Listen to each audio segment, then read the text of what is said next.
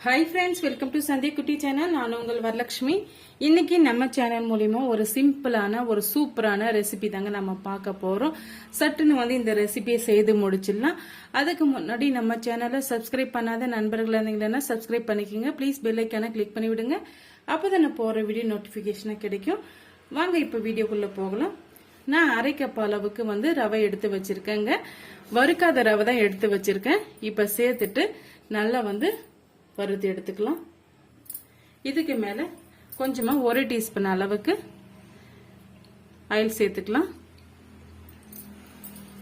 சேர்த்துட்டு இது நல்லா வந்து வறுத்து எடுத்துக்கலாம் அப்பதான் கட்டிகள் இல்லாம நல்லா சாஃப்ட் ஆயிட்டு வரும் ஈஸியா இந்த ரெசிபி செஞ்சு முடிச்சிடலாங்க நம்ம டிஃபனுக்கு அதை செய்யணும் இதை செய்யணும்னு யோசனை இருக்கிறத விட இந்த மாதிரி ரெசிபி நீங்க வந்து செய்து நல்லா வந்து டேஸ்டா நாம சாப்பிடலாம் ரொம்பவே அருமையா இருக்கும் இந்த மாதிரி நம்ம ஆயில் வந்து சேர்த்து கிளறும் போது கட்டிகள் இல்லாம நல்லா சாஃப்ட் ஆயிட்டு நமக்கு கிடைக்கும் அதனால தான் நம்ம ஆயில் சேர்த்துக்கிறோம் பாருங்க ஓரளவுக்கு நல்லா வறுபட்டு வந்துடுச்சு இப்ப இத வந்து நம்ம ஒரு பவுலுக்கு மாத்திக்கலாம்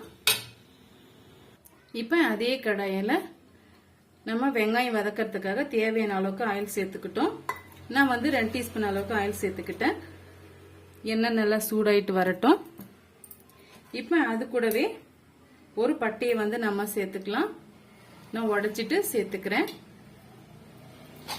அது கூட 2 கிராம்பும் சேர்த்துக்கலாம்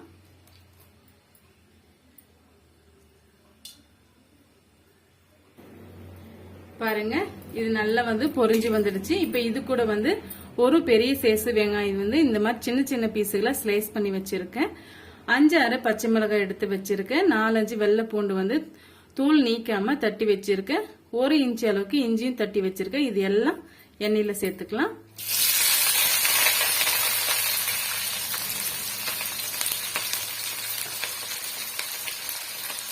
இது கூடவே ஒரு கொத்து கருவேப்பிலையும் சேர்த்துக்கலாம் சேர்த்துட்டு மிதமான தீயில நல்லா வந்து வறுத்து எடுத்துக்கலாம்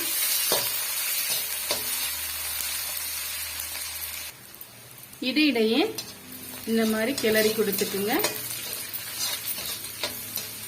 ஓரளவுக்கு நல்லா வதங்கி வந்த உடனே நான் 2 மீடியம் சைஸ் தக்காளி பழம் வந்து கட் பண்ணி வச்சிருக்கேங்க அதையும் சேர்த்துக்கலாம்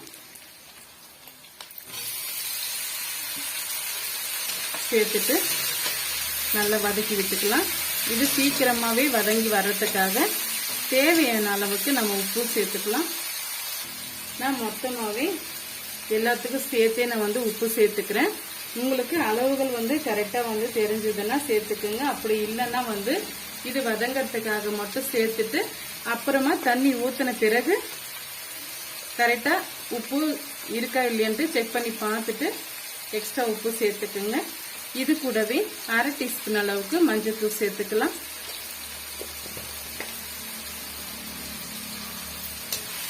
எல்லாம் சேர்த்து பச்சை வடை போற வரைக்கும் நல்லா வந்து மிக்ஸ் பண்ணி கொடுத்துக்குங்க இந்த டிஃபன் ரெசிபி பாத்தீங்கன்னா டக்குன்னு செய்து முடிச்சிடலாம் டேஸ்டும் வந்து குஸ்கா டைப்லயே வந்து அவ்வளவு ரொம்ப அருமையா இருக்குங்க நீங்க ஒரு முறை நீங்க ட்ரை பண்ணி பாருங்க ட்ரை பண்ணி பார்த்துட்டு எப்படி வந்திருக்குன்ட்டு மறக்காம உங்களுடைய ஃபீட்பேக்கை எனக்கு சொல்லுங்க அப்பதான் நான் தெரிஞ்சுக்க முடியும் பாருங்க வெங்காயம் தக்காளி பழம் எல்லாம் நல்லாவே மசிஞ்சு வந்துருச்சு இப்போ இந்த ஸ்டேஜ்ல நம்ம தண்ணி சேர்த்துக்கலாம் இந்த கப்பால தான் நம்ம ரவை அளந்து எடுத்துக்கிட்டோம் நான் வந்து மொத்தமா 3.25 கப் அளவுக்கு நான் வந்து தண்ணி சேர்த்துக்கிறேன் சேர்த்தாச்சு இது நல்லா வந்து கொதிச்சு வரட்டும் இந்த மாதிரி ஒரு மூடி போட்டு மூடி வச்சுக்கோங்க சட்டுன்னு நல்லா கொதிச்சு வரும் அதுவும் இல்லாம நம்ம சேர்த்திருக்கிற பொருள் வந்து நல்ல வாசனையோட இருக்கும் அதனாலதான் நம்ம மூடி போட்டு வேக வச்சுக்கிறோம் தண்ணி நல்லா கொதிச்சு வரட்டும் இப்ப மூடி ஓபன் பண்ணலாம் பாருங்க நல்லா வந்து கொதிச்சு வருது இந்த ஸ்டேஜ்ல நீங்க உப்பு காரம் எல்லாம் கரெக்டா இருக்குன்ட்டு செக் பண்ணி பாத்துக்குங்க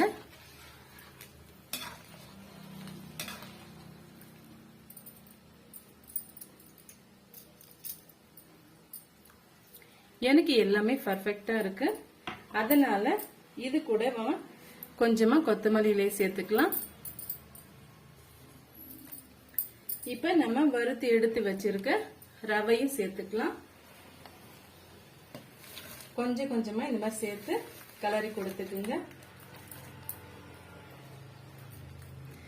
இப்ப மீடியமான ஃப்ளேம்ல வச்சுக்குங்க.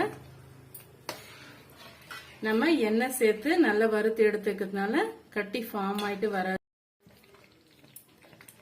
கொஞ்சம் கொஞ்சமா எல்லா ரவைகளும் நம்ம சேர்த்தாச்சு. சேர்த்துட்டு மீடியமான ஃப்ளேம்ல வச்சு இந்த மாதிரி மிக்ஸ் பண்ணி கொடுத்துக்குங்க. ஒரு 2-3 மினிட்ஸ்லயே நல்லா ரவை குக் ஆயிட்டு வந்துரும். பாருங்க, நல்லாவே ரவை குக் ஆயிட்டு வந்துடுச்சு. இப்ப நம்ம உடனே சர்வ் பண்ணக்கூடாது. ஒரு 2 மினிட்ஸ்க்கு மூடி போட்டு அப்படியே தம்மில் இருக்கட்டும். அதுக்கு பிறகு நம்ம பார்க்கலாம். இப்ப ஓபன் பண்ணி பார்க்கலாம். ஒரு முறை நல்லா மிக்ஸ் பண்ணி கொடுத்துக்குங்க. சூப்பராகவே ரவை நல்லா வெந்து வந்துடுச்சு. இப்ப நம்ம சர்வ் பண்ணிக்கலாம். சீக்கிரமாவே குயிக்கா செய்யக்கூடிய ஈஸியான மெத்தட்ல சூப்பராகவே நம்ம ரவா டிஃபன் ரெசிபி நம்ம செய்து முடிச்சிட்டோம். இப்ப நம்ம சர்வ் பண்ணிக்கலாம்.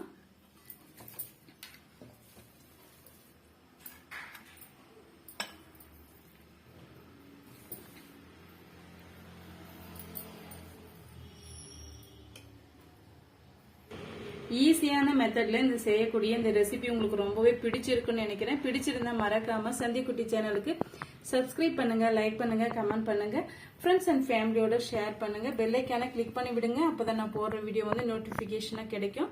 தேங்க்யூ ஃபார் வாட்சிங். Thank you my friends.